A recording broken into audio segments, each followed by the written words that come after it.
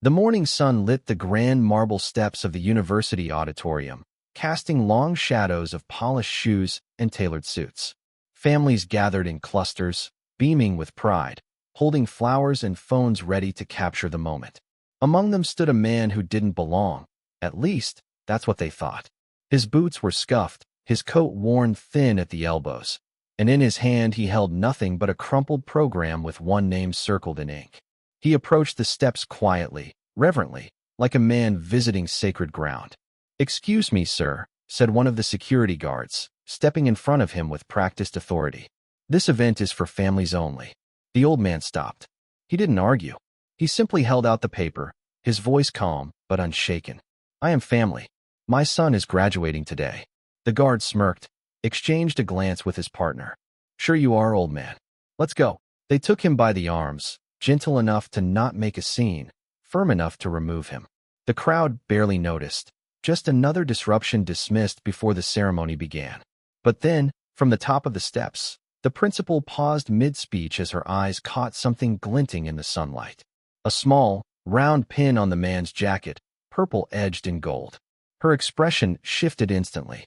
She stepped forward, her hand raised. "Stop," she said, her voice cutting through the chatter. All eyes turned.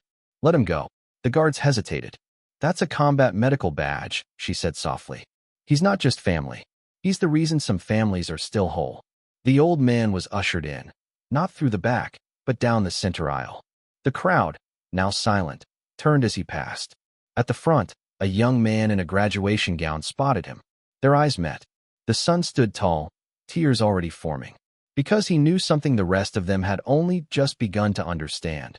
Before he earned his white coat, his father had earned something far greater, on muddy fields, under fire, when titles meant nothing and sacrifice meant everything. Welcome to the Veteran Voices.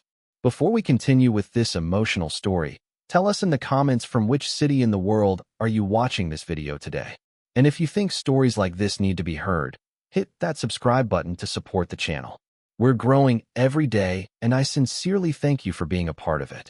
The morning sun cast long shadows across the pristine campus of Metropolitan Medical College. It was graduation day, and the grand auditorium buzzed with the excitement of families dressed in their finest clothes. Parents adjusted their cameras, grandparents straightened their ties, and siblings fidgeted in uncomfortable shoes. Everyone wanted to look perfect for this moment they had waited years to witness. Outside the imposing stone building, luxury cars pulled up to the circular drive. Families emerged carrying bouquets of flowers and gift bags, their faces glowing with pride. The atmosphere was electric with anticipation. This wasn't just any graduation ceremony. This was the medical school commencement, where future doctors would receive their degrees after years of grueling study and sacrifice. Security personnel in crisp uniforms stationed themselves at every entrance, checking invitations and ensuring only authorized guests entered the sacred halls. The college had a reputation to maintain, and they took great care to preserve the dignity and exclusivity of such occasions. No one wanted unwanted disruptions on such an important day. At exactly 9:30 in the morning, a city bus wheezed to a stop at the corner near the medical college. Among the passengers who stepped off was an elderly man who looked nothing like the other families gathering for the ceremony. His clothes were clean but clearly old, his jacket patched at the elbows, his shoes resoled multiple times. He carried no flowers, no gift bags, no camera, just a small folded piece of paper that he held like it contained the most precious information in the world. The man walked slowly toward the main entrance, his back straight despite his age, his steps measured and purposeful. He had taken 3 different buses to get here, leaving his small apartment before dawn to make sure he wouldn't be late. This was the most important day of his life, and nothing was going to make him miss it. As he approached the marble steps leading to the auditorium, 2 security guards noticed him immediately. Something about him didn't fit the polished image they were hired to maintain. His appearance suggested he might be lost, or worse, looking for trouble. They moved to intercept him before he could reach the doors. "Excuse me, sir," the first guard said, stepping directly into his path. "This event is for invited families only. Do you have an invitation?" The elderly man stopped and carefully unfolded the piece of paper in his hands. It was wrinkled and worn, as if it had been read 100 times. Yes, he said quietly. My son is graduating today. Robert Chun. He's the valedictorian. The guards looked at each other and barely suppressed their laughter. This man, who looked like he hadn't bought new clothes in a decade, claiming his son was not just graduating, but giving the graduation speech? It seemed impossible. More likely, he was confused or suffering from some kind of mental condition that made him believe things that weren't true. Sir, I think you might be confused, the second guard said with mock patience. The Chin family is already inside. They have reserved seats in the front section. Why don't you move along before we have to call this in? But the elderly man didn't move. He stood his ground with quiet dignity, still holding the paper that proved his right to be there. I am Robert's father, he said again, his voice never rising above a conversational tone. He sent me this invitation personally. He wants me here. The guards were losing their patience now. Other families were beginning to stare, and they needed to maintain order. This man was becoming a disruption they couldn't allow to continue. Look, old man. The first guard said more harshly now. I don't know what game you're playing, but you need to leave. Now, before this becomes a bigger problem for everyone. They moved closer, making it clear they were prepared to physically remove him if necessary. The elderly man looked at them with sad eyes, but didn't resist. Please, he said one final time. Just ask Robert. He'll tell you I belong here. But the guards had heard enough. They began escorting him away from the entrance, their hands firmly on his arms, making sure he understood this wasn't a negotiation anymore. He was leaving whether he wanted to or not. Inside the auditorium, the ceremony was about to begin. Faculty members in their academic robes took their places on the stage, while proud families filled every seat. In the front row, a well-dressed Chinese-American couple sat with their younger daughter, saving an empty seat beside them. The woman kept looking toward the entrance, checking her watch with growing concern. He should be here by now, she whispered to her husband. Robert will be so disappointed if his father misses this. Her husband nodded grimly. They had tried calling, but there was no answer. They knew how much this day meant to both Robert and his father, but they also knew the old man's pride often got in the way of asking for help when he needed it. On the stage, a young man in a graduation cap and gown sat with the other honor students, his eyes constantly scanning the audience.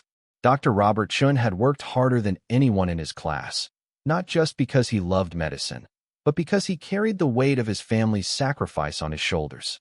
Every late night of studying, every exam, every clinical rotation had been dedicated to making his father proud.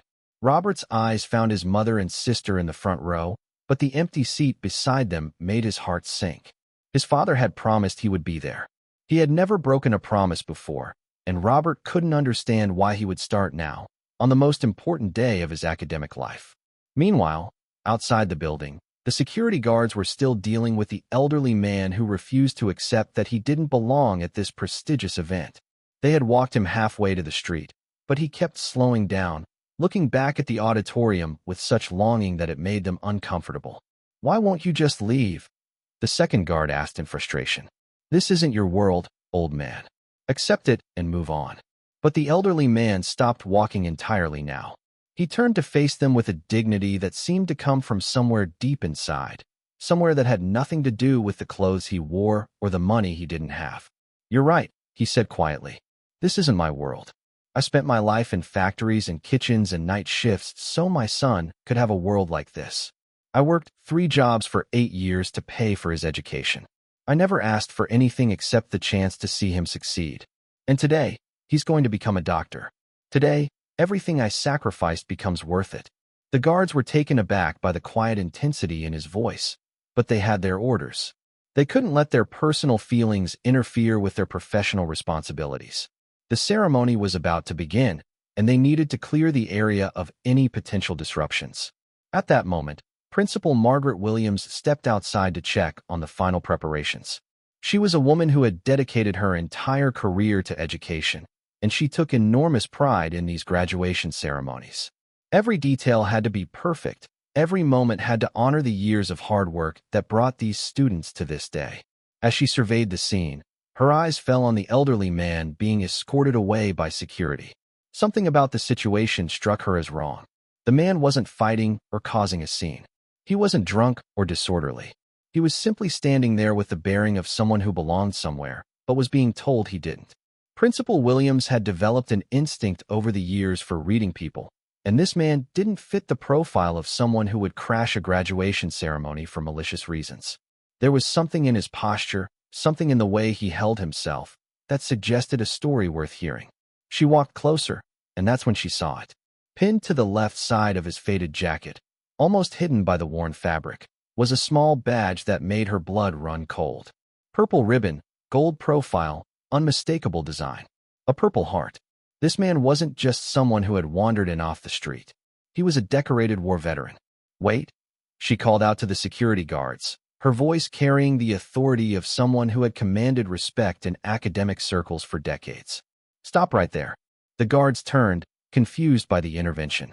They had been doing their job exactly as they were trained to do it, and now they were being questioned by the very person who had established those procedures. Principal Williams approached the elderly man directly, her eyes fixed on the Purple Heart that told a story of sacrifice most people would never fully understand. "Sir," she said with genuine respect, "I'm Margaret Williams, the principal of this institution. I notice you're wearing a Purple Heart. May I ask about your service?" The elderly man straightened slightly, not out of military protocol, but out of the simple dignity that comes from having one's sacrifice acknowledged after being ignored. "Vietnam," he said simply. "1st Infantry Division. I was wounded twice but came home when a lot of good men didn't." Principal Williams felt a wave of shame wash over her. Here was a man who had bled for his country, and her security team was treating him like an unwanted intruder. But there was still the matter of his claim about having a son in the ceremony. She needed to understand the full situation before she could act. "You mentioned your son is graduating today?" she asked gently. "What's his name?" The elderly man's face lit up with a pride that transformed his entire appearance. Suddenly, he didn't look like a tired old man in worn clothes. He looked like a father whose greatest achievement was about to walk across a stage. "Robert Chun," he said, his voice strong and clear. "He's the valedictorian. He's going to be a doctor." Principal Williams felt her heart skip a beat. She knew Robert Chun personally. He was one of the most remarkable students the medical college had ever produced, not just academically, but as a human being. His professors spoke of his compassion, his dedication, his unwavering commitment to serving others. But she also knew Robert's family situation was complicated. She had heard whispers about financial struggles, about a father who worked multiple jobs to support his son's education. She had always assumed those stories were exaggerated, the kind of inspirational tales that grew larger with each telling. Now she was beginning to understand they might have been understatements. "Mr. Chun," she said, using his name with the respect it deserved, "I owe you an apology. You absolutely belong here, and it's an honor to have you at our ceremony." She turned to the security guards, who were watching this exchange with growing embarrassment. "Gentlemen, this is Robert Chun's father. He is not only invited, he is our guest of honor." The transformation in the guards' attitudes was immediate and uncomfortable to witness. Suddenly, they were apologetic, helpful, eager to make amends for their mistake. But the damage had been done, and everyone involved knew it. They had judged a man by his appearance and nearly denied him the chance to witness his son's greatest triumph.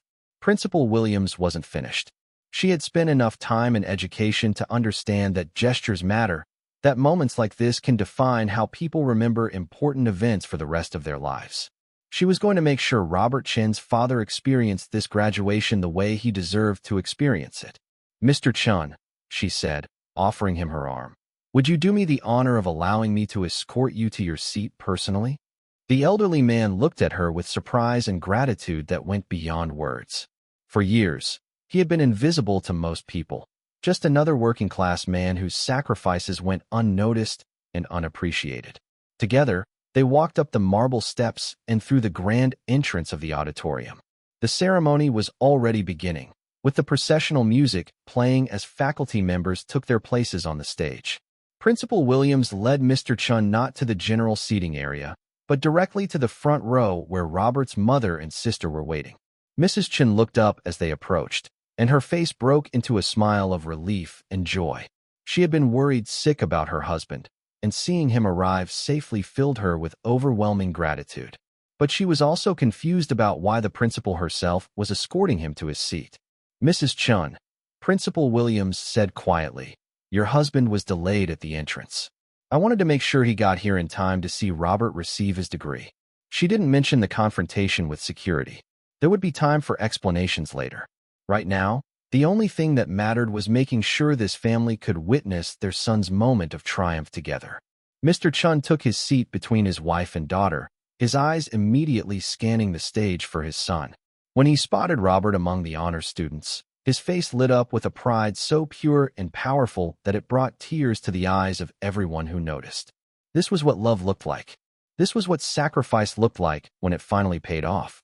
On the stage, Robert had been watching the entrance anxiously throughout the opening remarks. When he finally saw his father taking his seat in the front row, the relief and joy that washed over his face was visible even from the back of the auditorium. He had to fight back tears as he realized his father had made it after all. The ceremony proceeded with the usual pomp and circumstance. Degrees were conferred, achievements were recognized, and futures were celebrated. But there was an electricity in the air, a sense that something special was about to happen when it came time for the valedictorian address. When Robert's name was called, he walked to the podium with the confidence of someone who had earned his place there through years of dedication and hard work. But as he looked out at the audience, his eyes found his father's face, and suddenly all his prepared remarks seemed inadequate for the moment he was living.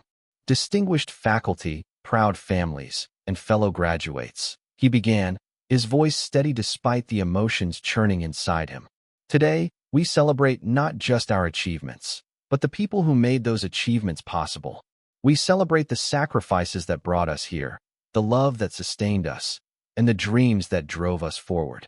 He paused, looking directly at his father, who was sitting perfectly still in the front row, his weathered hands folded in his lap, his eyes never leaving his son's face.